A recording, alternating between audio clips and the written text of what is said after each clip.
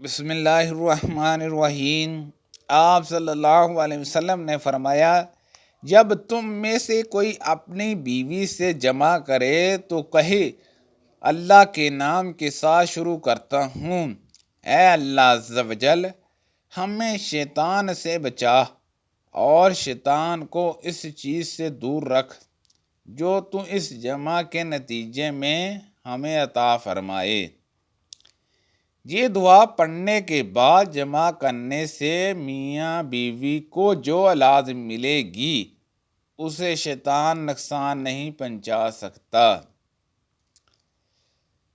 رسول کریم صلی اللہ علیہ وسلم جب قضائے حاجت کے لیے بیت الخلاء میں داخل ہوتے تو یہ دعا پڑھتے، اے اللہ عز و جل میں ناپاک جنوں اور ناپاک جننیوں سے تیری پناہ مانگتا ہوں۔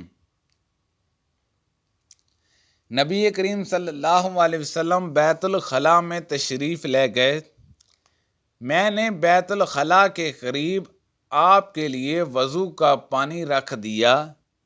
باہر نکل کر آپ صلی اللہ علیہ وسلم نے پوچھا، یہ کس نے رکھا؟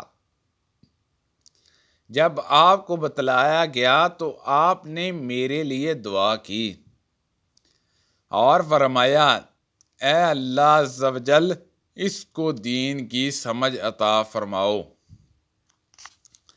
رسول اللہ صلی اللہ علیہ وسلم نے فرمایا کہ جب تم میں سے کوئی بیت الخلاء میں جائے تو قبلے کی طرف منہ نہ کرے، نہ اس کی طرف پشت کرے، بلکہ مشرق کی طرف منہ کر لو یا مغرب کی طرف۔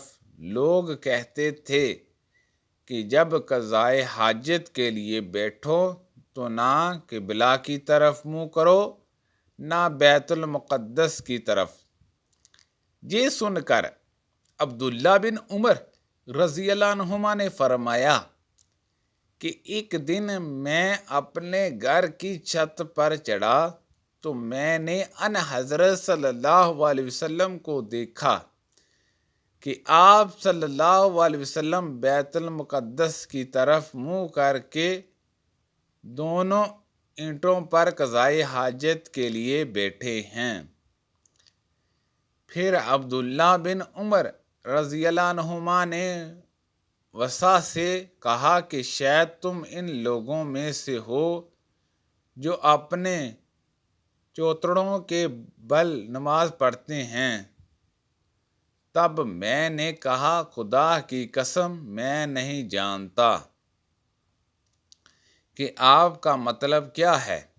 امام مالک رحمۃ اللہ علیہ نے کہا کہ عبداللہ بن عمر رضی اللہ عنہما نے اس سے وہ شخص مراد لیا جو نماز میں زمین سے اونچا نہ رہے، سجدہ میں زمین سے چمٹ جائے۔